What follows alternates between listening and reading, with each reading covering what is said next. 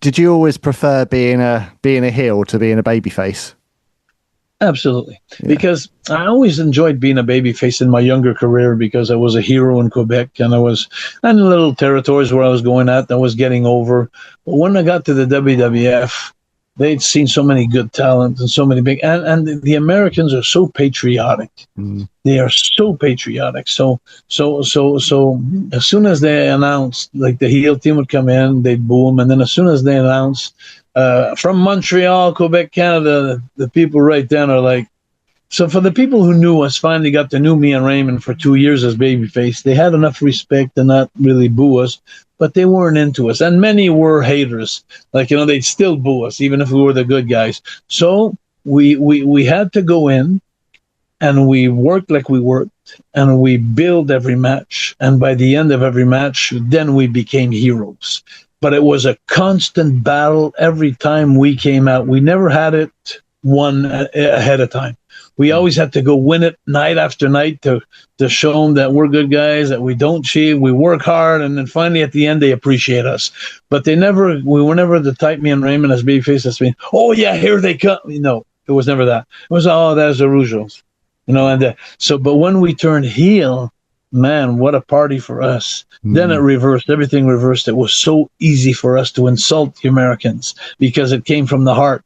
And I hated the fans so much because they gave us a hard time as baby faces. Yeah. So when we came in with those little American flags, say, hi, I'm Jacques and I'm Raymond. We're the fabulous Rougeau brothers. And I want to wish you a happy Thanksgiving when it was Memorial Weekend. I want to wish you a happy Thanksgiving. And then people would say, you dumb this, and we'd insult them really bad. But always working too, as like the way I was telling you, behind the referee's back, and so it was it was a lot more fun, even as the Mountie. Had so much fun working as the Mountie as a heel. It was a different kind of heel. I was a heel more like I was in singles, so it was more like I had to be more aggressive and with my shock stick, and that was fun. But I still had Jimmy Hart, and I still showed my little cowardly side there, or my little wimpy side of me there with Jimmy. When I'd get beat up, I'd go into his arms, and so I had that character. But I always enjoyed, especially when I did those vignettes. I don't know if you remember the vignettes when I came in. Very well, yeah. I loved the Mountie. There's one vignette there that was absolutely crazy. People wanted to kill me, like in Boston, Philadelphia, New York. When we got there the first time, I showed up after my vignettes. They were throwing rocks at me. It was bad. I had a police escort to bring me to the buildings because when I'd get the buildings, people really wanted to attack me. Well, because I did that vignette, the one with the horse. I don't know if you remember the one with the horse, where I'm sitting on the horse and there's two Americans that pull up and they're in the car, and I say, excuse me, officer. They were in Canada. They were looking to go back to the United States. They were lost. So he said, excuse me, officer. And I looked down at him from my horse. I'm not an officer. I'm the Mountie. So then the guy would like, oh my God. And then he said, well, excuse me, Mr. Mountie, can you tell me how to get back to the U.S.? I'm lost. So then I'd get off my horse, really arrogantly looking at the camera, getting off my horse. And then I'd tell the guy, come here. So the guy gets out of his car, very nervous. And then I bring him to the front of my horse. And then I put my hand underneath the horse's mouth like this. And I put it up like this. I look at the guy. I said, you see that part of my horse?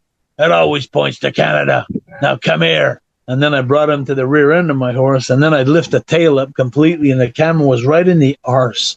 And then I'd say, you see this part of my horse? It always points to the United States. And then the guy would look at and then jump in his car and leave. So, but that, for me, was the funniest thing ever. But for the Americans, I'll tell you what, that didn't go very well. They didn't take that very well, I'll tell you. So when I got into the States, as the Mountie, I had a lot of heat. Wow. Was it kind of scary heat? You hear sometimes about heat being actually like that next level, or actually it's. No, I loved it. I loved it. I wasn't afraid of it. I loved it.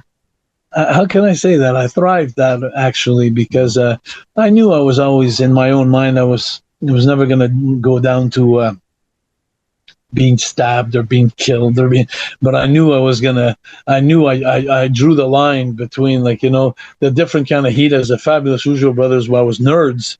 This one was more like, it was like hitting them really bad there on their ego, the Americans. And it was a different kind of heat, different, more serious. But that final match with Big Boss Man in Madison Square Gardens, the jailhouse match. Some 91, yeah.